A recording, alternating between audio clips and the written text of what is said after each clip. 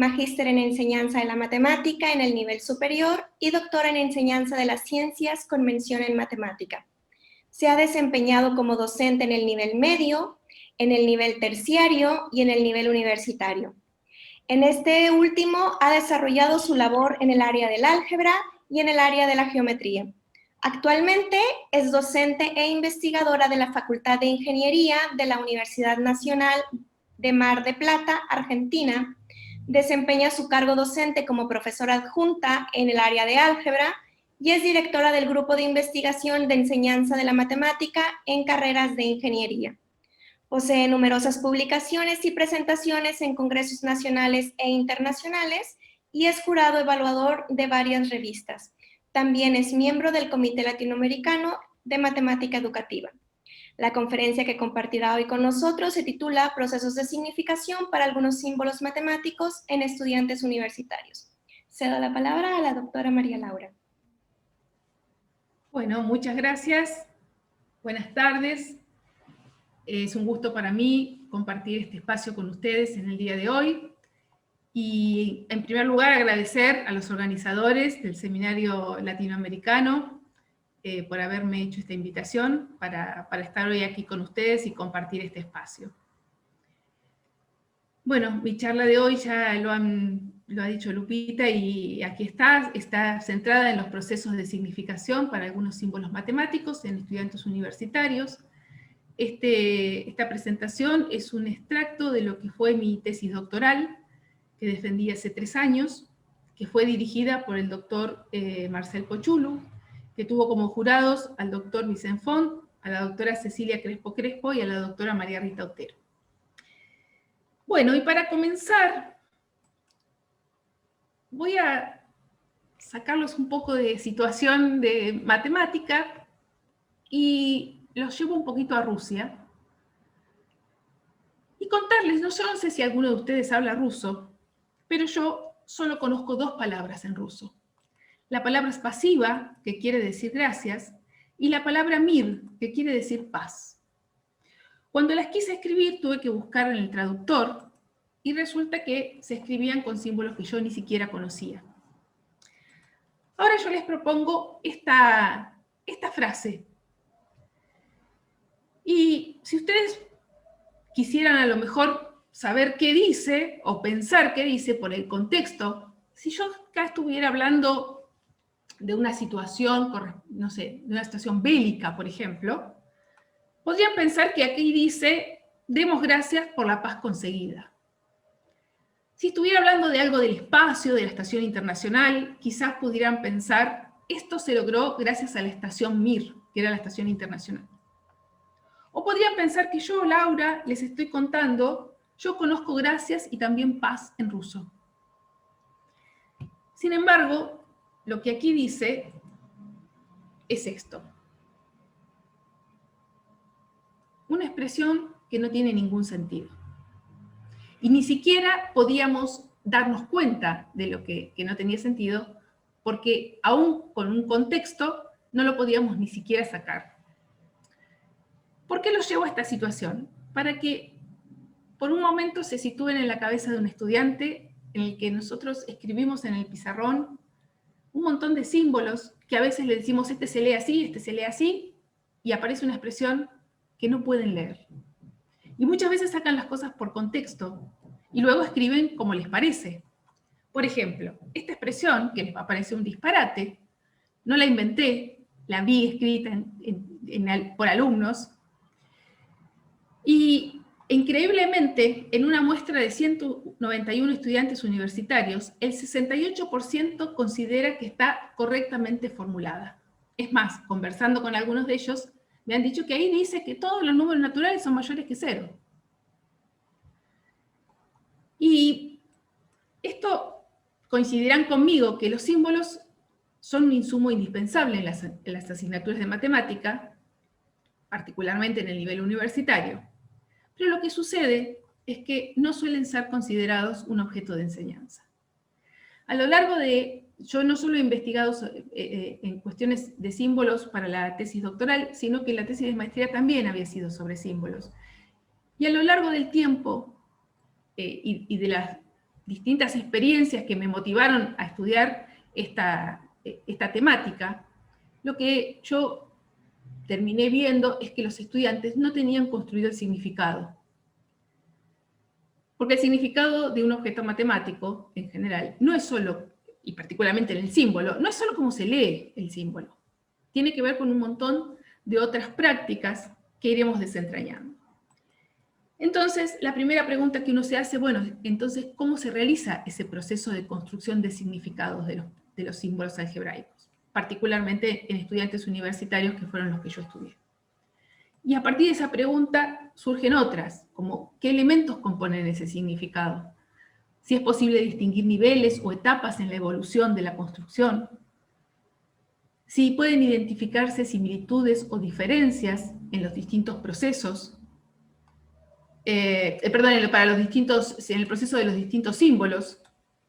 Y estas preguntas fueron rectoras de la investigación y dieron lugar, en principio, a la formulación de objetivos. El primero es describir y caracterizar, o general, perdón, no el primero. El objetivo general es describir y caracterizar el proceso de construcción de significados de símbolos algebraicos en estudiantes universitarios.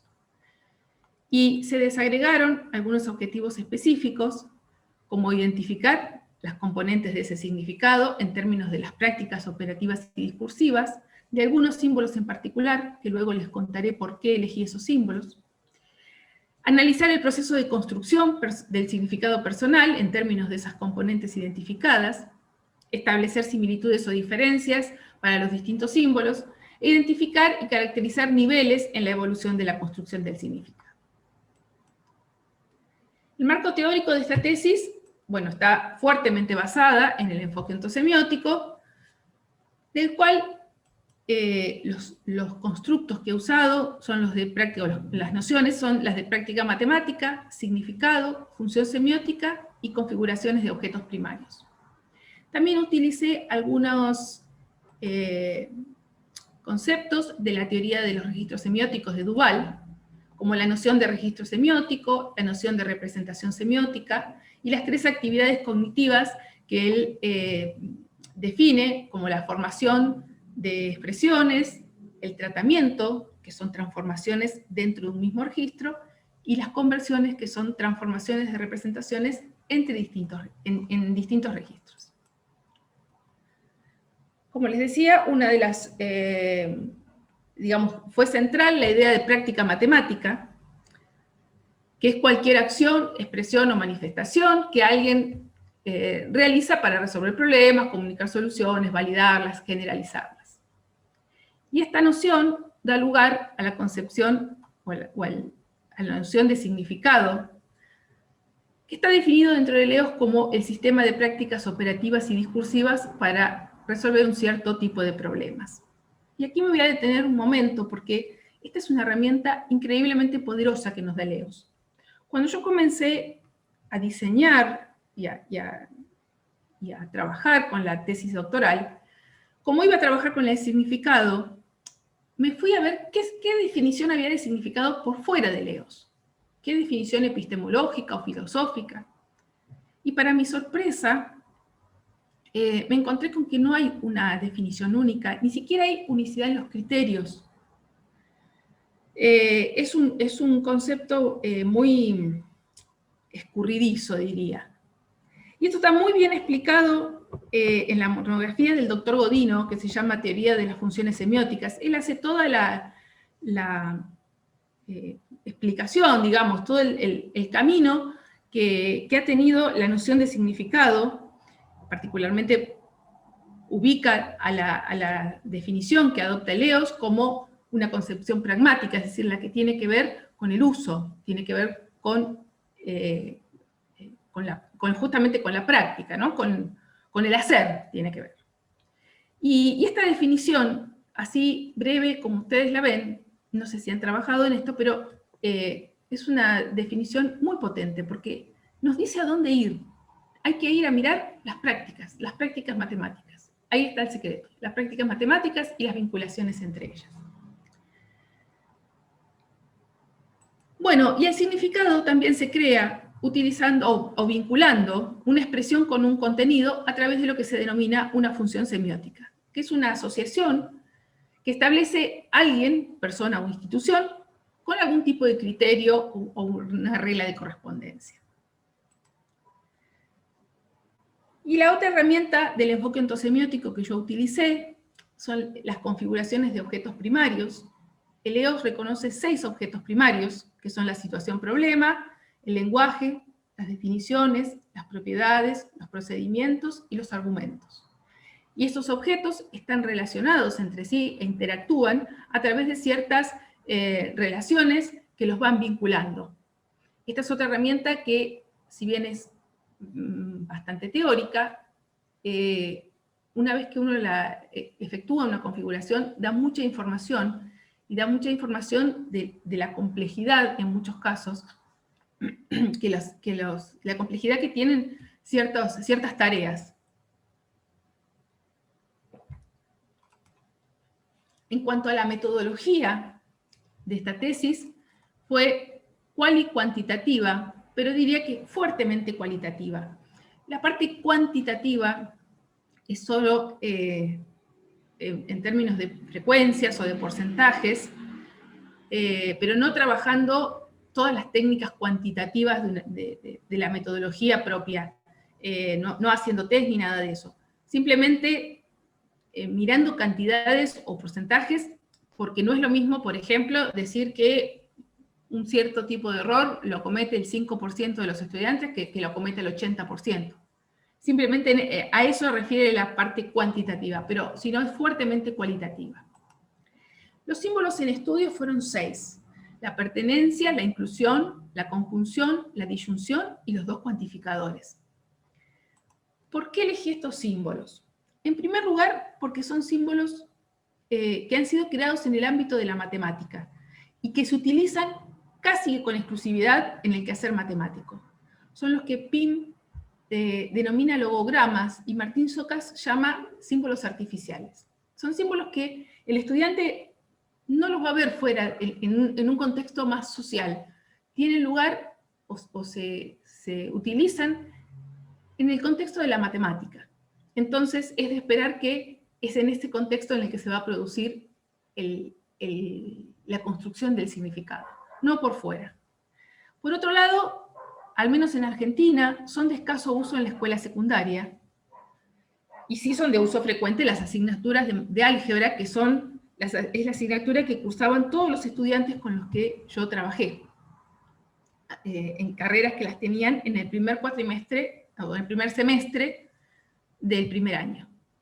Como es el momento de la transición, en primer año, primer cuatrimestre o primer semestre, es de pensar que en ese momento se está produciendo la construcción de significado, porque en la escuela secundaria prácticamente no se han visto, y recién ahora recién en el momento de cursar estas asignaturas aparecían estos símbolos. Por lo tanto, es de pensar que el proceso de construcción se estaba llevando a cabo en ese momento. Los instrumentos utilizados fueron, en primer lugar, un instrumento que fue diseñado y validado para esta investigación.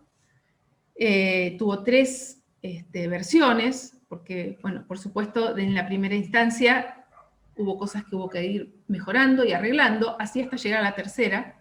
La tercera versión, y los datos que voy a mostrar aquí, son los relevados con esa última versión, que fue administrado a 90 estudiantes de carreras de ingeniería, profesorado en matemática, bioquímica y biología, que son de las carreras que se dictan aquí en la Universidad Nacional de Mar del Plata, aquellas que en el primer cuatrimestre tienen, primer año, primer cuatrimestre tienen álgebra, y tienen además contenidos muy similares. Así que eran alumnos de características en ese sentido bastante similares.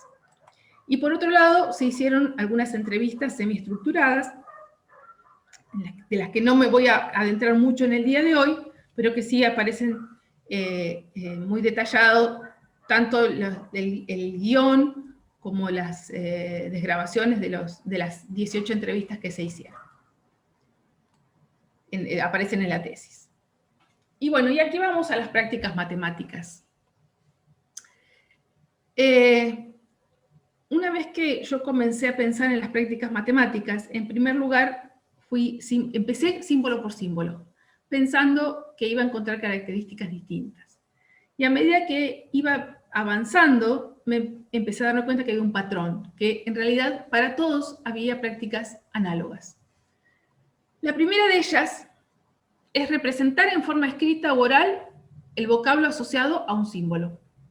Y recíprocamente, representar en forma escrita el símbolo asociado a un vocablo. En definitiva, escribirlo o leerlo. Escribir un símbolo a partir del vocablo o representar el vocablo a partir del símbolo escrito. Leer y escribir sería. En segundo lugar, escribir una proposición de manera simbólica respetando las reglas de sintaxis ligadas a los símbolos que se utilicen en esa expresión. Decidir si una expresión simbólica está correctamente escrita de acuerdo con las reglas de sintaxis correspondientes. Determinar el valor de verdad de una proposición simbólica.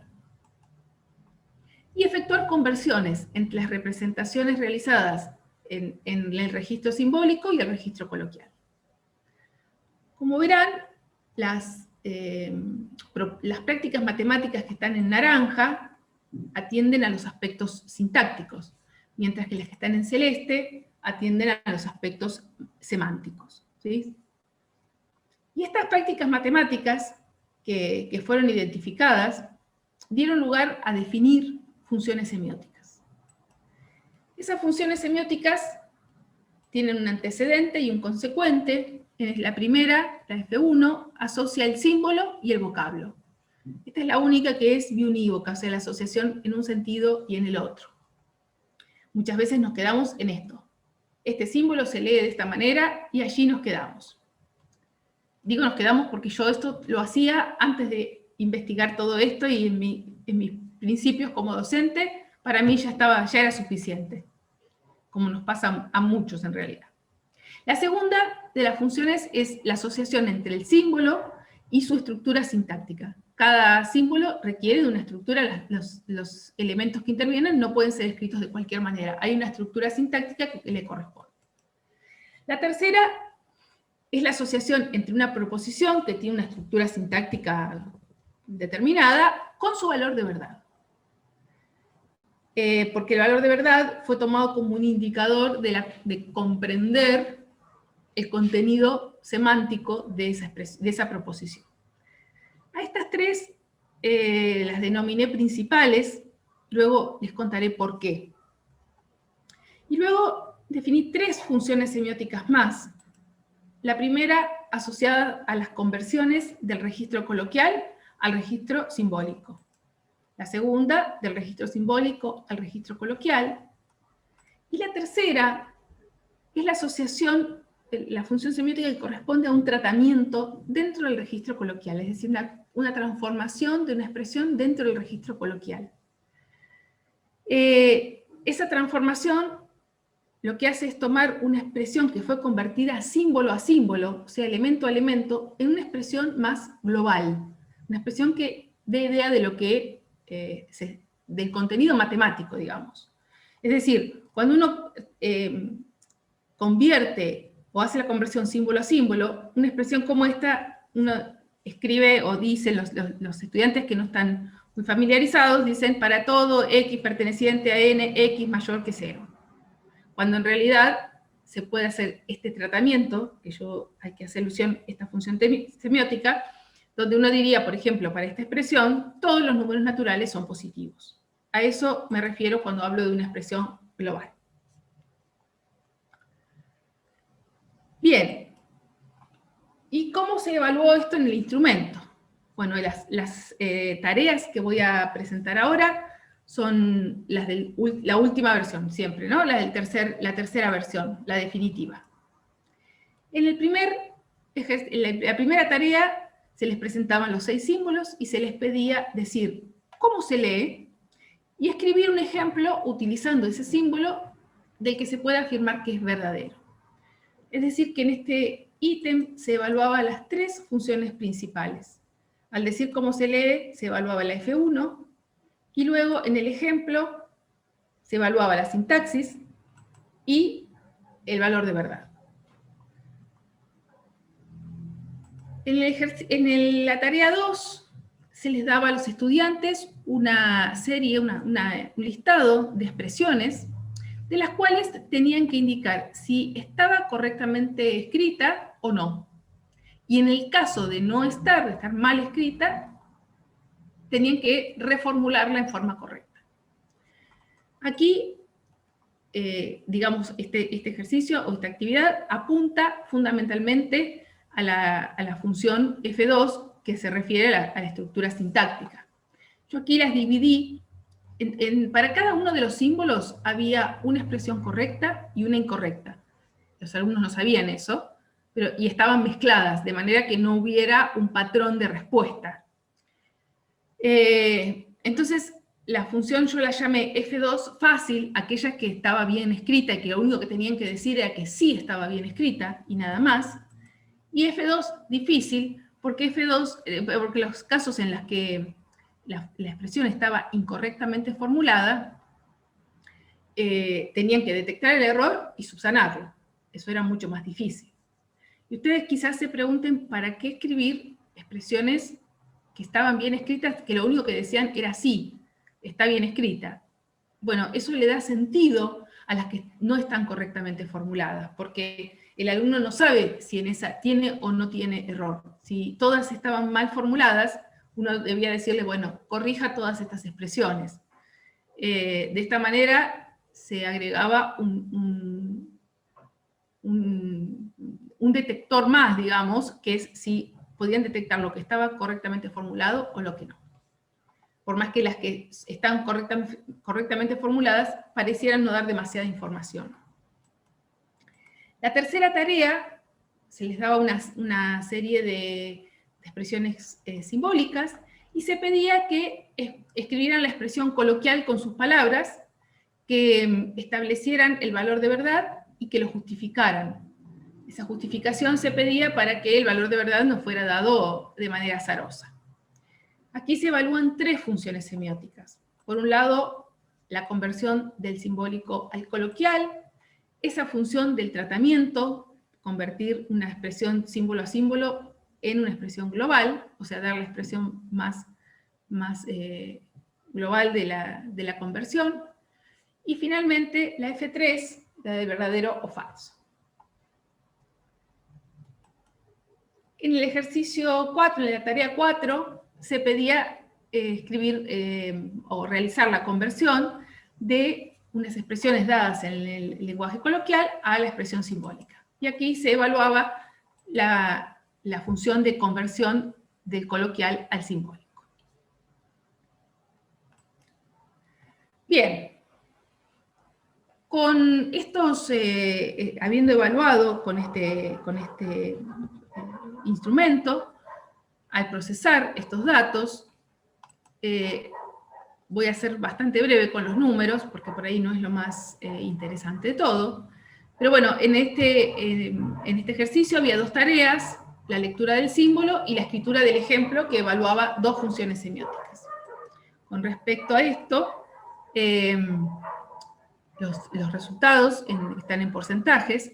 Podemos ver que para cada uno de los símbolos, la F1 aparece con porcentajes altos, o sea, los símbolos son conocidos para la mayoría de los estudiantes, excepto el símbolo de inclusión, que es el que más bajo porcentaje tiene un 50%.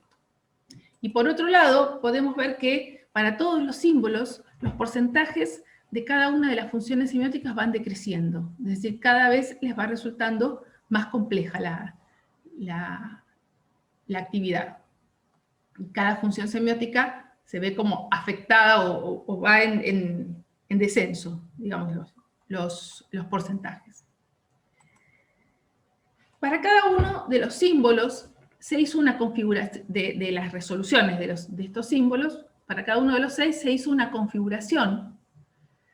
Como una de las cosas que se pedía era escribir un ejemplo utilizándolo, por supuesto que las respuestas eran variadas. Entonces, para hacer la configuración se tomó una resolución tipo, en general la que más se repetía, porque aún entre carreras distintas, alumnos totalmente distintos, había respuestas parecidas. En este caso, voy a mostrar la de la inclusión, que el ejemplo que utilicé para realizar la configuración es n incluido en z, los naturales incluidos en los enteros. No voy a detenerme en el desagregado de toda esta configuración, pero sí mostrarles que esta expresión, digamos, para realizar esta resolución, intervienen, yo agregué aquí las funciones semióticas que participaban y qué cosas relacionaban con qué otras. Ahí verán la F1, la F2 y la F3, las tres funciones principales, y hay algunas que están dadas en forma punteada, porque son algunas funciones semióticas auxiliares, que si bien no son las de los símbolos en estudio, eran necesarias para poder resolver esta tarea. Estas configuraciones dan cuenta de la complejidad semiótica que tiene para el estudiante la escritura, la comprensión, la lectura de las expresiones simbólicas. Atrás requiere de un montón de cuestiones cognitivas que son muchas más de las que uno por ahí piensa en principio. En el ejercicio 2 era aquel que tenían que decir si la expresión era correcta o incorrecta. Había ítems que estaban formulados correctamente y otros que estaban formulados incorrectamente. Si miran los porcentajes, por supuesto los que estaban formulados correctamente tienen resultados para los que fueron exitosos, digamos, para las resoluciones exitosas, fueron resultados mucho más altos, los porcentajes son mucho más altos que los que corresponden a los que están incorrectamente formulados, porque en ese caso debían detectar el error y además reescribirlo correctamente. Por lo tanto, interviene muy fuertemente la función F2, o sea, la sintaxis, darse cuenta de cuál era el error y subsanarlo. Este creo que fue uno de los ejercicios de las tareas que les resultó más difícil, más compleja. En el tercer ejercicio les proponíamos una serie de expresiones simbólicas y tenían que realizar la conversión, y ahí el porcentaje está discriminado. En la primera columna verán que aparecen los porcentajes de los que hicieron la conversión, aunque sea símbolo a símbolo, y entre paréntesis están los porcentajes de los que efectuaron el tratamiento, es decir, los que llegaron a una expresión global, la que da idea de que el estudiante está comprendiendo, no resuelve, convirtiendo símbolo a símbolo, sino que comprende el contenido matemático que está implícito, está representado dentro de la expresión simbólica y lo puede expresar coloquialmente. Como se ve, los porcentajes son altos, pero aquí están considerados, como les digo, todos los que incluso resolvieron símbolo a símbolo. Los que pudieron efectuar el tratamiento y dar una expresión global son muy pocos, en verdad. En cuanto a los valores de verdad, los porcentajes tampoco son demasiado altos. Algunos son mejores que otros, no son muy bajos, pero tampoco son extremadamente exitosos.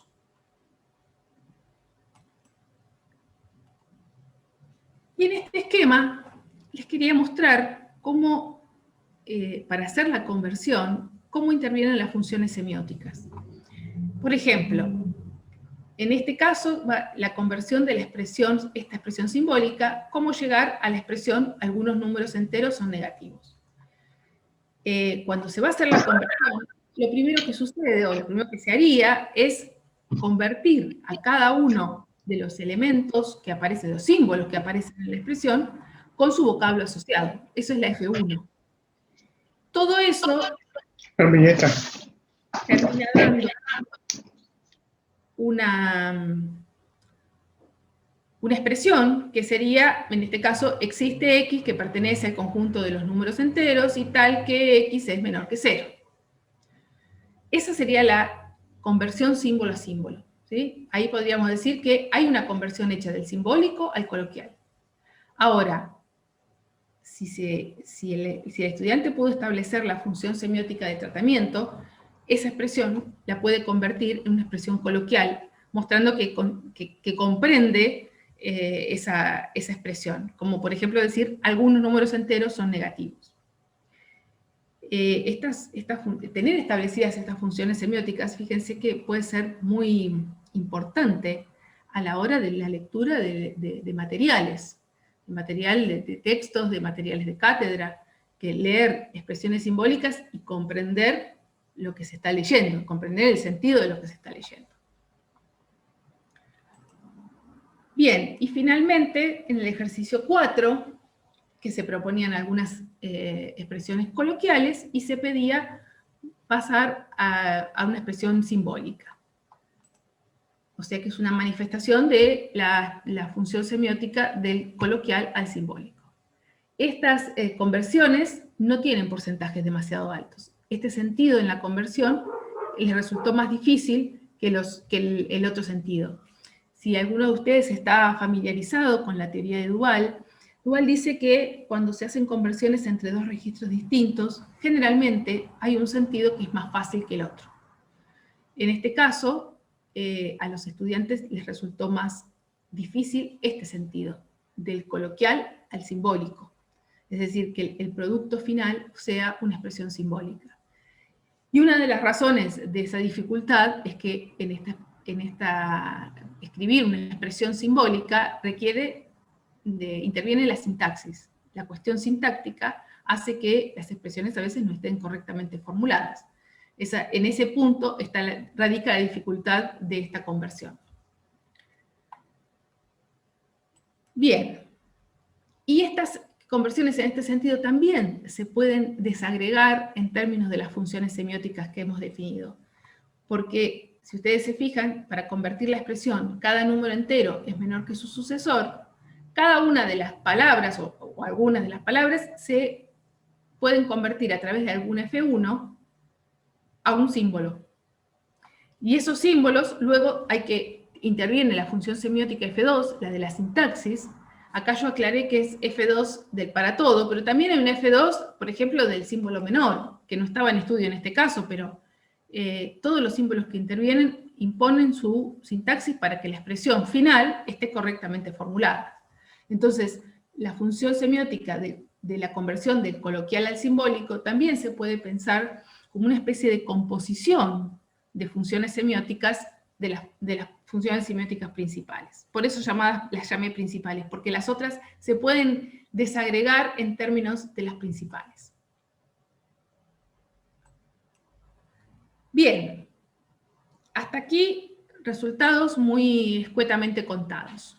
Pero voy a pasar a las conclusiones, que por ahí es lo más interesante de observar.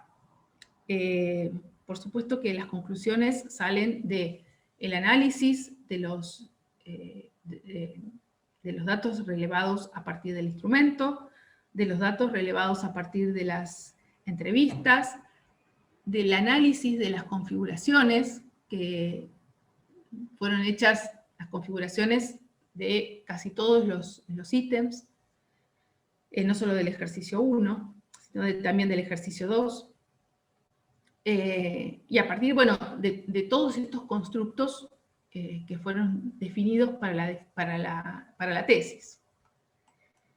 La primera de las conclusiones es que se identificaron algunas características de la construcción del significado de cada uno de los símbolos.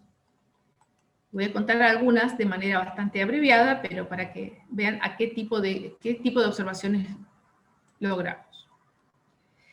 Bueno, por empezar, que la pertenencia y la inclusión son respectivamente el de más alta y más baja construcción de significado. La pertenencia tiene una estructura sintáctica muy simple y no requiere demasiadas funciones semióticas auxiliares. La inclusión tampoco tiene una estructura sintáctica demasiado compleja, pero a partir de estos resultados, yo me fui a mirar los materiales nuevamente, en qué lugares aparecía la inclusión. Y aparecía muy poco. Es decir, era de escaso uso en las cátedras. Y aquí es casi inmediato pensar que poco uso, poca construcción de significado. Es casi elemental, pero quedó como a la vista esto de que había un escaso uso y los estudiantes tampoco tenían construido el significado. Por otro lado, la determinación del valor de verdad de la inclusión requiere de una generalización que en algunos casos es pasar por todo un conjunto de cardinal infinito. Y eso requiere de procesos cognitivos bastante complejos. O sea, la determinación del valor de verdad, si está comprendido como realmente debe serlo, requiere de procesos cognitivos complejos. Y coincidirán conmigo en su práctica docente que muchísimos estudiantes los confunden. Hay una confusión generalizada muchas veces uno por otro. Y esto, por un lado, podría deberse a la similitud que tienen estas expresiones en el lenguaje coloquial. Cuando nosotros coloquialmente decimos que algo pertenece o que algo está incluido, casi lo usamos como sinónimos en lo cotidiano. Esas expresiones suenan de la misma manera, pero bueno, matemáticamente son completamente distintas. La otra razón puede ser la polisemia del verbo ser, dice Klimovsky. ¿Por qué? Porque el verbo ser puede aludir a los dos, tanto a la pertenencia como a la inclusión. Por ejemplo, si yo les digo, Laura es argentina, ese es que Laura pertenece al conjunto de los argentinos. O sea que en ese es está reemplazando o aludiendo a la pertenencia. Ahora, si decimos los argentinos son americanos, ese son americanos, esa conjugación del verbo ser está haciendo referencia a la inclusión. El conjunto de los argentinos está incluido en el conjunto de los americanos. Es decir, el hecho de que el verbo ser pueda aludir a cualquiera de los dos podría ser una de las razones que alude Klimovsky de esa confusión que se podría generar. Los estudiantes en general, cuando uno les dice X es un número natural, nunca dudan de que es la pertenencia. En esa instancia lo asocian a la pertenencia, pero después con la inclusión puede generar la confusión. Con respecto a los operadores de conjunción y disyunción, la mayoría de los estudiantes no tiene construido el significado, los usan como un reemplazo de los vocablos coloquiales y o. En vez de poner la i, ponen la conjunción, y en vez de poner la palabra o, ponen la disyunción. No tienen en cuenta que esos operadores tienen sentido entre dos proposiciones, si no, no tienen ninguna razón de ser. Pero eso, los usan como un reemplazo de las palabras en muchas ocasiones. Y en las entrevistas apareció la situación de varios alumnos que dijeron que se los usa dependiendo del valor de verdad de las proposiciones operadas. Pero no uno, muchos estudiantes han dicho eso. Y esos estudiantes conocían las tablas de verdad, pero, por ejemplo, me han dicho que la conjunción se usa si ambos son verdaderos. O la disyunción si uno es verdadero y uno es falso. Por ahí tienen noción de que tienen que tener proposiciones, pero no tienen en claro que es un operador y que pueden tener cualquier tipo de proposiciones. El nivel de construcción en general no es alto, es más bien bajo. Y en cuanto a los cuantificadores, los estudiantes presentan numerosas dificultades en la construcción de su sintaxis porque requieren de muchas funciones semióticas auxiliares, o sea, tienen que tener en cuenta muchas cosas. La construcción sintáctica no es tan simple para ellos. La construcción de significado de ambos es independiente, y esto fue una cosa que a mí me sorprendió al momento de como hallazgo. Yo esperaba que quienes tuvieran construido uno iban a tener construido el otro, y no fue así, fue independiente. Algunos estudiantes tenían construido el universal y no el existencial, o al revés, ni siquiera hay uno que predominara sobre el otro. Es decir, algunos estudiantes que podían hacer correctamente o formular expresiones o las tareas que tenían que ver con uno de los cuantificadores y no con el otro. El uso del símbolo existe, y estas tres últimas viñetas tienen que ver con los abusos notacionales que a veces ejercemos nosotros como docentes. Porque, bueno, de alguna manera los estudiantes copian lo que nosotros hacemos. Y, bueno, aquí el hecho de usar al existencial como un simple reemplazo de la palabra existe, aparecía, por ejemplo, en el ejercicio que tenían que poner un ejemplo, ponían esto que dice ahí entre paréntesis: existe el límite de f de x. Y esa expresión es incorrecta, absolutamente incorrecta, porque un cuantificador tiene que tener una variable cuantificada y una función proposicional en la cual toma valor, o van variando los valores de la variable. Con lo cual, poner que existe el límite de f de x, ese existe ahí, es incorrecto. Pero ese era el ejemplo que muchísimos estudiantes daban. Por otro lado, el uso de la notación, yo la denominé postfija aquí para llamarla de alguna manera, para el símbolo para todo. Vieron que ahí puse un ejemplo donde A es menor que A más 1 para todo A perteneciente a Z. Muchas veces escribimos el cuantificador universal después, o sea, hacemos la cuantificación a posteriori de la función proposicional. Que eso, desde la lógica, es incorrecto, no está bien formulada la expresión, pero es de uso habitual en matemática, es aceptada, aparece en muchos lugares, y esa notación que está después parece como romper la unidad de la expresión cuantificada. Muchos estudiantes escribían como ejemplo esto, por ejemplo, para todo x perteneciente a n, y no ponían una función proposicional. Pero eso no lo hacían con el existencial. Solo aparecía esa expresión sin función proposicional para el cuantificador universal. Y yo me preguntaba por qué sucedía eso. ¿Por qué lo habían hecho con el cuantificador universal y no me aparecía en ningún caso en los del existencial? Hasta que en una entrevista, una alumna que había escrito algo similar a esto, yo le pregunté si ese ejemplo que había puesto era verdadero o falso. Y ella me dijo: depende de lo que tenga antes. O sea que para ella una expresión cuantificada era eso, que se colocaba después de lo que nosotros denominamos la función proposicional. Es decir, para ellos el cuantificador solo tiene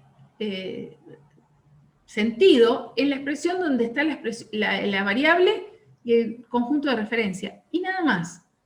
Es decir, esta cosa de ponerlo postfijo es como que rompe la unidad de la expresión cuantificada. ¿Y por qué no aparecía con el existencial? Porque eso no lo hacemos con el existencial. La cuantificación universal es la única que le cambiamos muchas veces la ubicación y lo escribimos detrás. Pero con el existencial no se hace así, nunca. Es por eso que no aparecía ningún ejemplo, porque para los estudiantes eso se podía hacer con el universal, no con el existencial. Bueno, y finalmente, la mitad de los estudiantes reconoce el uso tácito del cuantificador universal. ¿A qué llamo el uso tácito? Que ponemos expresiones como esta: A menor que A más 1 con A en Z. Eso también es un abuso notacional, que es de uso difundido en la matemática y que desde el punto de vista de la lógica no está correctamente formulado. Pero lo hacemos muchas veces en el contexto de lo que estamos trabajando, pero no escribimos el para todo, escribimos dónde toma valores esa variable. A eso le llamé uso tácito, y la mitad de los estudiantes lo identifica como para todo, y los demás no saben si son todos, si son algunos, aquí se hace referencia a qué. Bien. Siguiente conclusión, y de esto ya les mostré algo, se describieron las conversiones en términos de las funciones semióticas. Aquí hay unos esquemas generales de lo que hoy les mostré para algunos casos, para algunos ejemplos, donde las conversiones en un sentido y en el otro son expresadas a través de las funciones semióticas, donde a partir de una expresión simbólica, a cada símbolo se le asocia un vocablo, se hace una conversión en una expresión coloquial que es símbolo a símbolo, y a través del tratamiento se obtiene una expresión global. En el otro sentido, partiendo de una expresión coloquial, a cada vocablo se lo asocia a un símbolo, y a través de la función F2, que es la de la sintaxis, se obtiene una expresión que sea sintácticamente correcta, o sea, una fórmula bien formada. Es decir, que a través de esto lo que se logró es una vinculación entre los dos marcos, las herramientas de los dos marcos que se utilizaron.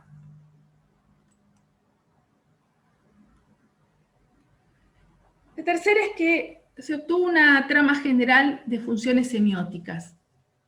A partir de los distintos, las distintas configuraciones y los numerosos esquemas que se realizaron, había algunos invariantes, algunas, bueno, no voy a usar la palabra invariantes que por ahí puede aludir a otra teoría, a otras cosas, pero había algunos esquemas que se repetían, que se mantenían de uno a otro.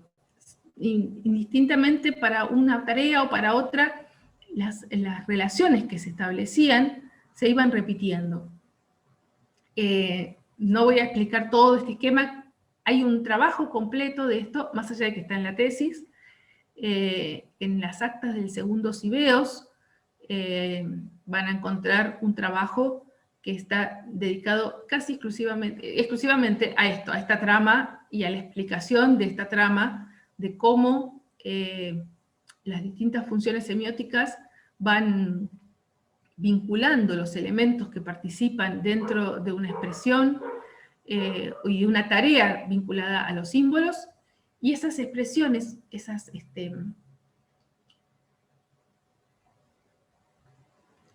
funciones semióticas forman parte de las vinculaciones. Perdón. Es difícil hablar mucho así sentada. Estoy acostumbrada a hablar parada.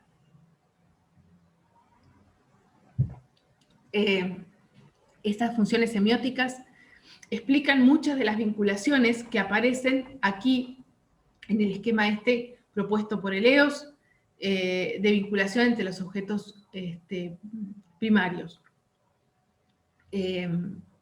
Aquí, como en los casos anteriores, las funciones semióticas principales están marcadas en negro, y aparecen otras que son auxiliares y que tienen que ver con la lectura, con la escritura, con la determinación del valor de verdad y con la asociación entre los distintos objetos primarios.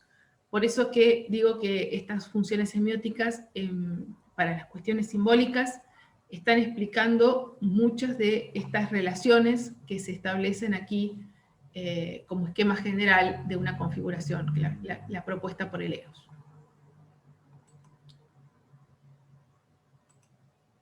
Y bueno, finalmente se identificó una secuenciación de las funciones semióticas intervinientes y se caracterizaron niveles de evolución en la construcción de significados de los símbolos estudiados. Cuando teníamos ya todas las funciones semióticas estudiadas y analizadas, y analizado lo que los estudiantes habían hecho, la siguiente pregunta fue si había algún tipo de orden entre ellas, si había algunas que se daban antes que otras necesariamente. Bueno, el proceso fue extenso, también estaba explicado completamente en la tesis de cómo fuimos particionando los datos para ir analizando, pero encontramos una secuenciación, encontramos un cierto orden. La primera que aparece es la lectura del símbolo. Obviamente no puedo hacer nada con un símbolo que ni siquiera conozco ni sé cómo se lee. La segunda que aparece es el reconocimiento de la adecuación sintáctica de una expresión dada. Es la que llamamos F2 fácil. Puedo decir si está o no está bien escrita una expresión, que sí lo está. La siguiente es la conversión del registro simbólico al coloquial. Partir de una expresión simbólica y escribir una expresión coloquial, aunque sea símbolo a símbolo. La siguiente es la conversión en el sentido inverso. Partir de una expresión coloquial y obtener la expresión simbólica. La siguiente es la formulación de una expresión sintácticamente correcta, que era el ejemplo que les pedíamos. La determinación del valor de verdad de una expresión propia, o sea, una expresión que ellos pensaron. La determinación del valor de verdad de una expresión que nosotros les dimos. El reconocimiento de errores sintácticos en las expresiones dadas y poder reformularla, subsanar ese error. Y finalmente, el tratamiento de una expresión coloquial para obtener una expresión global.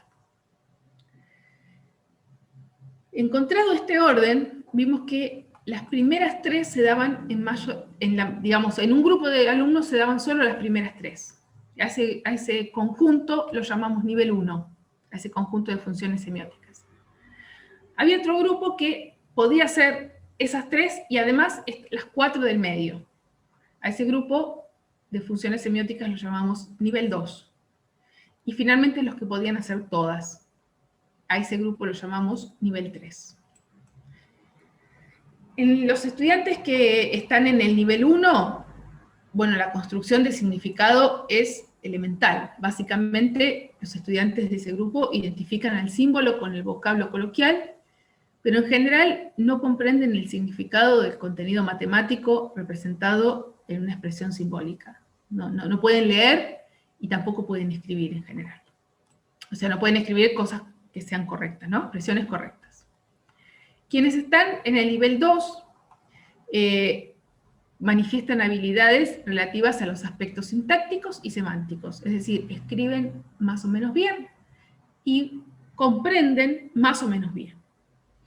Pueden formular expresiones simbólicas que estén bien formadas a partir de una oración coloquial dada o a partir de una idea propia.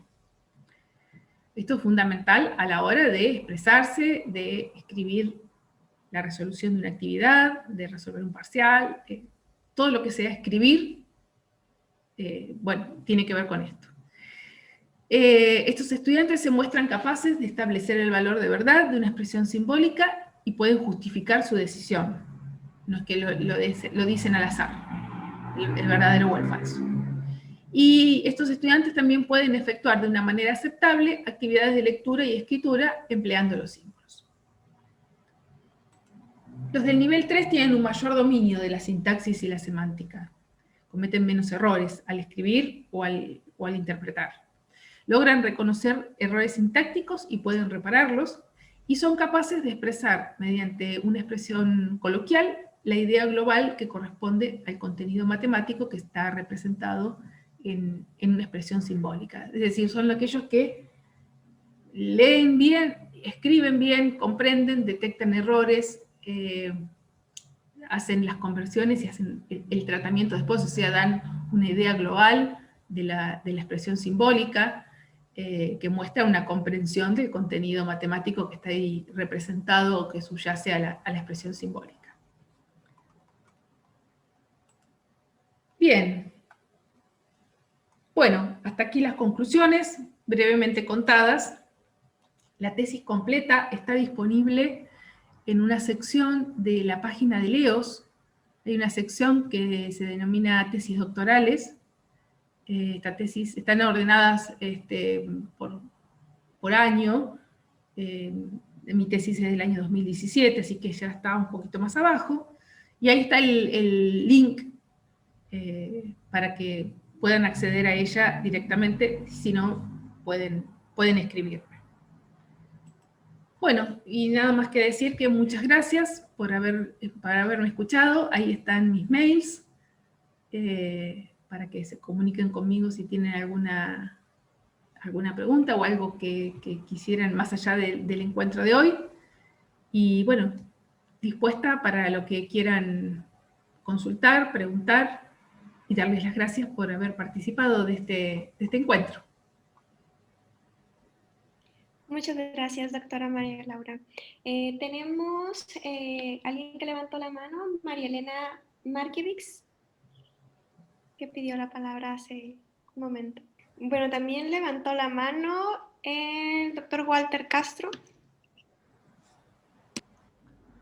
Hola. Pues bueno, mientras la colega decide hablar, pues quiero congraciarme con María Laura Di Stefano. Me ha gustado mucho la presentación, me parece un trabajo muy interesante y agradezco que ponga a disposición de la comunidad de educación matemática de Iberoamérica su trabajo. Muchísimas gracias. Solo quiero formular como una cuestión. Me gustaría que reaccionara, doctora María Laura. Cuando se habla de la teoría o la propuesta de Duval, se habla de convertir, del proceso de conversión. Cuando uno busca en el diccionario, convertir se refiere a cambiar o transformar una cosa en otra distinta, y otra acepción hace referencia a hacer que alguien o algo llegue a ser cierta cosa que antes no lo era. Y en el EOS se habla de unas dualidades, dualidad de símbolo-contenido. Entonces, me gustaría que usted como que comentara si con base en su trabajo la propuesta de convertir de Duval a la luz del enfoque ontosemiótico ha adquirido o digamos otra connotación. ¿O cómo comentaría usted, cómo diría usted que es convertir en términos de las funciones semióticas? Gracias. Cierro el micrófono. Bien. Es cierto que por ahí la definición de conversión que nos brinda el diccionario no se ajusta a lo que nosotros hacemos o lo que define Duval. Por eso hay una definición dada por Duval, que es que una conversión de expresiones simbólicas es la transformación de una expresión, la conversión de expresiones semióticas es la transformación de una expresión dada en un registro en una expresión dada en otro registro. Que se puede, no recuerdo ahora exactamente la definición que usted leyó, pero decía en algún momento que se puede obtener algo diferente. Y Duval, en algunos sitios habla de que una representación y otra puede dar información distinta de ese objeto matemático, o puede haber más información en un registro que en otro. Por eso que a veces es mejor utilizar un registro que utilizar otro. Así que en principio la transformación pretende mantener lo que esa expresión, hablo de lo simbólico ahora, mantener lo que la expresión original decía. En este caso, el cambio de un registro a otro, lo que pretende es lo que pretendemos con el lenguaje simbólico, de quitar la ambigüedad que tiene el lenguaje coloquial. Entonces, hay muchas maneras de decir una expresión en forma coloquial que refiere a una única expresión simbólica. De hecho, hay tantas palabras que nos refieren al cuantificador universal. Uno dice cada, cualquiera, para cualquier, todos, para todo, y hay muchísimas expresiones que van a ir a terminar desembocando en el cuantificador universal, por ejemplo. Es decir, yo creo que la conversión en ese sentido lo que hace es buscar quitar esa ambigüedad, y se quitan esas distintas acepciones que uno puede tener en lo coloquial al simbólico.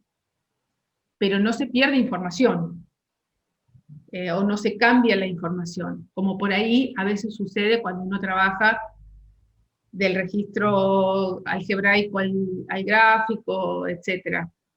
que por ahí la información que pasa puede ser distinta. En este caso particular de las transformaciones que yo he utilizado, o de las conversiones en las que me he focalizado, no hay pérdida de información. Lo que se dice es lo mismo en una que en otra. No sé si responde esto a la pregunta que ustedes me formularon. Con relación a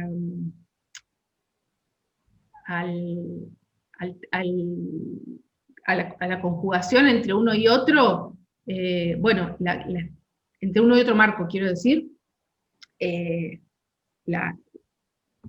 digamos, la conexión o la vinculación que nosotros encontramos es esto de poderlas expresar en términos de funciones semióticas, que es un constructo que si bien no es excluyente o no es originario del EOS, lo toma el EOS y es como una herramienta para nosotros, es una herramienta que nos provee el EOS y trabajamos estas transformaciones explicadas desde las funciones semióticas. No sé si con esto... Gracias, muchas gracias, profesora María Laura. Muchas gracias. Cierro el micrófono. Muy bien. Le damos la palabra a María Elena. Sí, buenas tardes. ¿Me escuchan ahí? Sí, muy bien. Bueno, buenas tardes a todos. Muy interesante el trabajo, María Laura, me pareció. Muy clara la exposición. Yo solamente quería hacerte dos preguntas. En primer lugar, en cuanto a los símbolos que elegiste para estudiar, hay 4 que son símbolos lógicos, la conjunción, la disyunción, el cuantificador universal y el existencial, y 2 que pertenecen a la teoría de conjuntos, el pertenece y la inclusión. La pregunta es, ¿por qué no se consideró un símbolo tan controvertido como es la implicación? Sí, que de hecho lo vemos, lo hemos visto en algunas de las actividades, que tantas dificultades suscita en los alumnos. Tanto, por ejemplo, cuando tienen que pasar de una expresión coloquial a una simbólica, donde generalmente en la expresión coloquial digamos, la implicación está como oculta, porque uno dice, no sé, todo número entero es menor que 0, y digo, por decir cualquier cosa, y está la implicación involucrada, y sin embargo no está tan visible. Bueno, eso, ¿por qué? Y tantos otros inconvenientes, ¿no?, que genera, y conflictos que genera la implicación. Esa es una pregunta. Y la otra que me llama la atención es que dentro del símbolo de inclusión están involucrados 3 símbolos más de los que vos estás trabajando, que es dentro del significado de la inclusión, ¿no?, que es el para todo, el pertenece y el implica, porque uno cuando dice un conjunto está incluido en otro, está diciendo que para todo X, y X pertenece al primer conjunto, entonces X pertenece al segundo conjunto. Entonces, en ese sentido, habría, no sé si lo trabajaron o no, pero habría como según lo que yo te entiendo o logro entender, tendríamos que pensar que para comprender el significado de ese símbolo es como que hay que realizar diferentes funciones semióticas que a su vez nos permiten comprender el significado de los símbolos que están involucrados ahí adentro. No sé si me explico, no sé si está clara la pregunta. Sí, creo que te entiendo. Voy a contestarte, si no te comprendí, luego me bueno, vuelves a gracias. En principio, ¿por qué no está la inclusión? Bueno, la implicación. Era uno de los símbolos que estaba en mi lista, porque yo tomé los materiales de las materias en las cuales iba a trabajar, con los alumnos que iba a entrevistar y a los cuales les iba a pasar el instrumento. Y bueno, en esas por supuesto que la implicación estaba. Busqué símbolos que estuvieran como más utilizados, o que aparecieran. ¿Y por qué decidí sacar la implicación? Porque era una tesis entera. Cuando uno empieza a trabajar, mi plan original incluía menos cosas que todo a lo que llegué. Cuando uno empieza a trabajar, las cosas se empiezan a multiplicar, uno empieza a mirar más, y hay más, y hay más, y hay más. La implicación era una tesis entera. Si yo me empecé a ver que había tantas cosas que tenía que hacer como otra cosa más, un apartado entero de la implicación, era muy extenso. Entonces, bueno, decidimos que la implicación quedaba para otra vuelta, en otro momento, porque tiene toda una cuestión lógica detrás que la complejiza, que no solo va a involucrar estas funciones semióticas, que son comunes a todos los símbolos, sino que va a requerir de otras más. Entonces, bueno, frenamos ahí. Esa es la real razón por la cual no está. Con respecto a los otros símbolos que involucra, o a los otros sí, que involucra, por ejemplo, la inclusión, todas las funciones semióticas que se definieron, yo las definí para esos símbolos, pero cuando uno mira justamente las configuraciones, aparecen otras que yo llamé auxiliares porque no eran mi foco de atención, no porque sean menos importantes. Y sí aparecen, es decir, hay que tener funciones, o sea, el alumno tiene que tener establecido qué es un elemento, qué es un conjunto, cuál es el orden de la sintaxis de cada uno, porque yo hablo de la sintaxis en general, pero cada uno tiene su propia sintaxis. Y esa propia sintaxis hace que haya otras funciones semióticas que intervienen en esos elementos que participan de esa estructura sintáctica. Con respecto a la inclusión, digamos, en ninguna de las materias se trabajaba con la definición lógica de la inclusión, simplemente que involucra una implicación, que involucra un para todo, o sea, involucra un montón de otros contenidos, de otros conceptos que están sumando más allá de los símbolos, ¿no? Ninguno los trabaja, estaban presentados directamente, o sea, yo no podía trabajar con esa implicación porque ninguno lo había visto, ninguno lo había aprendido. Yo no hice intervención sobre las materias, sino que yo simplemente como que tomé las fotos de lo que sucedía. En todos los casos, el instrumento fue administrado después del primer parcial, o sea, más o menos a 2 meses de comenzadas las clases. Para ese entonces se suponía que los estudiantes ya habían pasado por un proceso de estudio, al menos para el parcial. No lo dejábamos para después, porque después se dispersan, después del segundo parcial, ya terminan las clases, ya era más difícil conectarlos, incluso yo después que administraba el instrumento, quería contactarlos para hacer las entrevistas. Entonces, bueno, el momento más adecuado fue a los 2 meses. Y en ese momento los estudiantes, era como te digo, yo no intervine, yo vi la foto de lo que se había hecho, y ninguna de las materias lo presentaba de esa manera, a la inclusión, con la definición. Porque, bueno, eran materias de álgebra y sin lógica, o sea, con algún contenido lógico, algunas tienen una unidad de lógica, pero muy breve, y no estaba desarrollado de esa manera. Los alumnos no lo habían aprendido con la definición formal, ¿no? De que involucra el para todo, que involucra la implicación.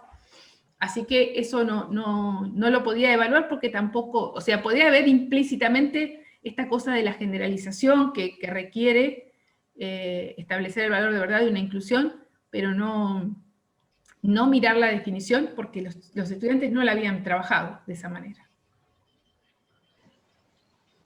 Perfecto, muchas gracias. ¿Tu pregunta?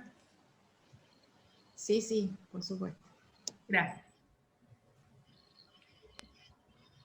Muchas gracias. Tenemos un comentario de Giovanni Sanabria, un poquito extenso. Giovanni, no sé si quieras activar tu micrófono y comentarnos. Hola, ¿qué tal? Bueno, en general, felicitar a la expositora, excelente trabajo, Muchas muy gracias. agradable. Y dos cosas que me llamaron puntualmente la atención es expresiones como dos con el símbolo contenido en Z, ¿verdad? Esa expresión yo la he visto en libros de texto y en evaluaciones y generalmente se le pide al alumno, diga si es falsa o verdadera. Generalmente el profesor piensa que es falsa, pero realmente está mal escrita, ¿verdad? Sí, sí. Entonces, esa diferencia entre falso y mal escrito me pareció muy útil, la verdad. Ah, Y lo segundo, bueno, la matemática recurre al simbolismo para lograr objetividad. Se puede decir que cada concepto se le asocia un símbolo y hay un significante principal asociado a ese símbolo. Digamos, el símbolo pertenece, le asociamos el significante pertenece, pero en general uno le asocia muchos significantes del lenguaje coloquial, ¿verdad? Entonces, es que estaba recordando una situación que ahí les comenté que hace algunos años que puse en la pizarra el conjunto formado por 1, 2, 3, 2, 1, 2 y 4, y yo hablé y dije, bueno, veamos qué edad tiene incluidos al 2 y al 4. Y un estudiante se paró y me dijo, no, profe, no se dice incluidos, se dice pertenece. Entonces, en el sentido de que más bien quiso limitar mi lenguaje coloquial. Entonces, cuando hablas de la función semiótica del símbolo al lenguaje coloquial, esa función va a cada símbolo, le asocia como un paquete de significados coloquiales, ¿verdad? Era eso, básicamente. Gracias. sí, gracias por tu observación. Sí, bueno, yo abrevié muchísimas cosas, pero en las conclusiones de la tesis, una de las cosas que quedó como abierta es estudiar esto de que hay distintos vocablos del lenguaje coloquial que pueden ser asociados y que entonces estudiar si esa función es única o no, o es una para cada, es una pregunta abierta todavía, si es una única función semiótica que va del lenguaje coloquial al simbólico, o sea, la asociación, porque justamente el lenguaje coloquial tiene esa ambigüedad que permite que varias palabras coloquiales vayan o aludan al mismo símbolo. Esta cosa del ser, por ejemplo, ser natural es que pertenece. Así que es atinada tu observación. Y con respecto a lo del ejercicio 2, bueno, que dice 2 incluido en Z, que es una de las expresiones que eran incorrectas, ese ejercicio justamente, cuando yo decía que el instrumento pasó por varias etapas, las etapas fueron afinar algunos detalles. Y uno de los detalles que hubo que ajustar mucho fue el enunciado, cómo enunciar ese ejercicio, porque los estudiantes pensaban en verdadero o falso. Y cómo hacerles entender que no hablábamos de verdad o falsedad, sino de adecuación o no adecuación con respecto a cómo estaba escrito, que no tenía que ver con la verdad o falsedad. Por eso está aclarado, dice independientemente del valor de verdad, y hay muchas indicaciones sobre eso, incluso en el momento en que se pasaba el instrumento oralmente, yo me ocupaba de aclararlo, porque muchas veces los estudiantes tendían a pensar que pensaba si eso era verdadero o si era falso, y no si estaba bien escrito o mal. Esa es una expresión que está mal escrita y tenían que decir que no estaba correctamente formulada y volverla a escribir. Pero, bueno, justamente eso, fue un ejercicio, una tarea que fue difícil ajustar el enunciado. Bueno, no sé qué otras preguntas. Sí, muchas gracias. El doctor Vicente Font tiene una pregunta también. Hola, buenas tardes, buenas noches. No, más que una pregunta era un comentario sobre la pregunta de Walter, ¿no? Era, bueno, primero de todo, para empezar, quiero felicitar a Laura por la presentación que ha hecho, muy interesante, y además yo creo que la tesis es una tesis bastante relevante, ¿no? Porque hace aportaciones que yo considero que son bastante importantes y creo que en el momento no nos dimos cuenta de la importancia que tienen estos resultados, ¿no? Esto de entrada, ¿no? Entonces, tomando la pregunta de Walter, yo creo que las representaciones las puedes plantear desde un punto de vista representacional o desde un punto de vista pragmatista. En un caso, las representaciones están en lugar de otra cosa, y en el otro caso, las representaciones es lo que se puede hacer con ellas, ¿no? Entonces, el EOS, en relación a las representaciones, aporta toda esta visión pragmática, es decir, miramos las representaciones como formando parte de configuraciones y de prácticas y son lo que se puede hacer con la representación. Pero volviendo a la pregunta de la relación entre la conversión, que tendría que ver más con la visión representacional de la representación, cuando algo está en lugar de otra cosa, una conversión o un tratamiento no es más que una representación que está, digamos, en lugar de la otra, ¿no? Y en definitiva, el tratamiento y la conversión es una función semiótica, es una relación entre una expresión y un contenido. La aportación que yo creo que se hace en esta tesis, que yo lo considero bastante relevante, es que lo que se muestra es que este tratamiento, esta conversión, sería como una macrofunción semiótica que sería la punta del iceberg de todo un conglomerado de funciones semióticas que están por debajo. Y entonces que este conglomerado de funciones semióticas se establezcan o no se establezcan, determinan que se haga el tratamiento o se haga la conversión, ¿no? Entonces, para mí esta es una de las aportaciones importantes de la tesis, ¿no? Ver que un tratamiento, una conversión, no es más que la punta del iceberg de un entramado de funciones semióticas que relacionan elementos de una configuración, de objetos primarios de una configuración epistémica o cognitiva, ¿no? Esta sería la primera aportación importante, ¿no? La otra aportación que también creo que es importante es, en el mismo sentido, ver la complejidad de la atribución de significado a símbolos, que también tiene que ver con el establecimiento de una trama de funciones semióticas, ¿no?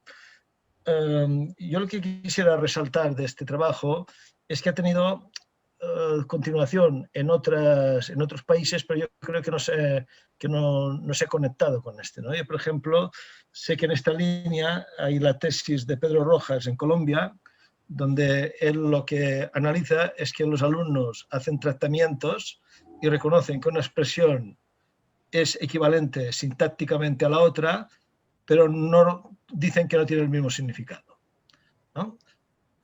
Y también lo hace exactamente igual con la misma técnica que está en la tesis de Laura, ¿no? Que es hacer la configuración de objetos primarios y establecer las funciones semióticas que se relacionan y ver cuáles fallan para que se produzca la aceptación del tratamiento sintáctico y no, en cambio, el semántico, por decirlo de alguna manera, ¿no?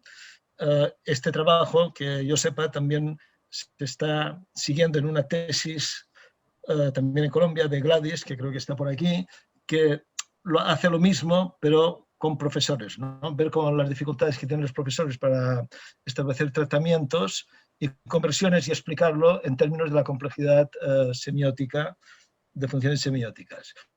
Y luego hay otro aspecto que quisiera también añadir, es que en el fondo un tratamiento, una conversión, en el mundo, o sea, nosotros lo tratamos en términos de Duval, en términos de funciones semióticas, pero por el mundo anglosajón lo tratamos bien en términos de conexiones. Es decir, hay todo un trabajo bastante considerable de conexiones, ¿no? Entonces, un tratamiento, una conversión no es más que una conexión, según ellos, entre diferentes representaciones, y la atribución de significado, que ha explicado Laura, sería una conexión de significado entre un símbolo y una conexión de significado, ¿no? Bueno, entonces, en estos momentos hemos trabajado bastante también con personas que trabajan las conexiones y en estos momentos estamos llegando un poco usando algunas ideas de esta tesis en el sentido de que la conexión, en definitiva, no es más que la punta de un iceberg de todo un conglomerado de funciones semióticas que se establecen o no se establecen, de objetos primarios que se relacionan por estas funciones semióticas, etc., ¿no? Entonces, yo te animaría, Laura, a que también veas todo este trabajo desde el mundo de las conexiones, ¿no? Porque de alguna manera yo creo que se aporta muchísimo, no solo a Leot, sino a todo el discurso sobre conexiones. Bien, Bueno, ya está. Gracias por tus aportes y sí, voy a buscar para hacer esta nueva conexión con las conexiones. Muy bien, tenemos también algunos comentarios en el chat de Carlos Garay del Moral. No sé si quiere abrir su micrófono y participar o que lo sé.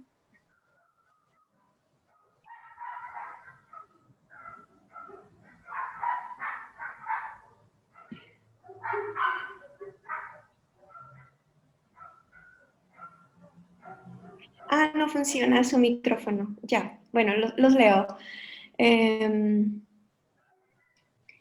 Dice que considera que hay que desarrollar el tema de semiótica y la realidad tácita. Podemos continuar los estudios del famoso científico inglés Polanyi. El concepto de Polanyi del conocimiento tácito está expresado más enteramente en las conferencias Gifford, que pronunció en 1951 y 1952 en la Universidad de Aberdeen, más tarde publicados como Personal Knowledge. Y el siguiente comentario de Carlos Garay dice, el problema que veo es que, por ejemplo, en matemática, un sujeto tácito, ejemplo extraído de la sintaxis, puede arrojar una cifra o cantidad determinada, 1, 2 o 3, y en otras ocasiones puede arrojar una cifra indeterminada, por ejemplo, 1, 2 o 3. Y finalmente, dice, podríamos plantear en semiótica y matemática, determine usted si el sujeto tácito, supongo, es STV, por ejemplo, corrió dentro del conjunto de pronombres personales. Da como resultado 2.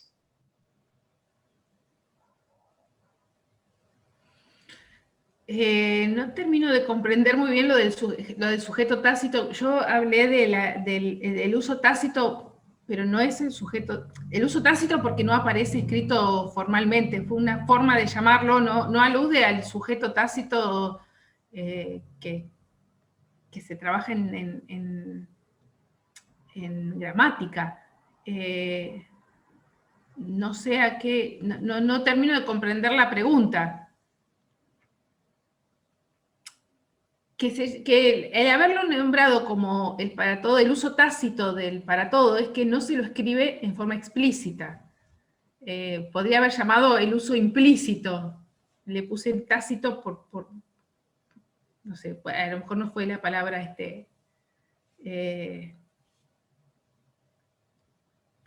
por ahí puede generar alguna confusión el uso de la palabra tácito, pero no alude al sujeto tácito de gramática. Ese es simplemente el uso implícito, si se quiere, que no está escrito explícitamente. Bueno, nos comenta... Claro, es el de gramática, claro, no quiere hacer una comparación con el sujeto tácito de gramática. No es esa la intención. Es simplemente decir que no está escrito explícitamente, que está usado en forma tácita, nada más, no está escrito. Muy bien. No sé si alguien más tenga preguntas o comentarios. Bueno, si no hay más comentarios, doctora María Laura, agradecerle su presentación, su participación en esta conferencia. Bueno, estoy mostrando el certificado que, bueno, próximamente se lo haré llegar. Muchas gracias. Agradecida soy yo por haberme invitado. Muchas gracias.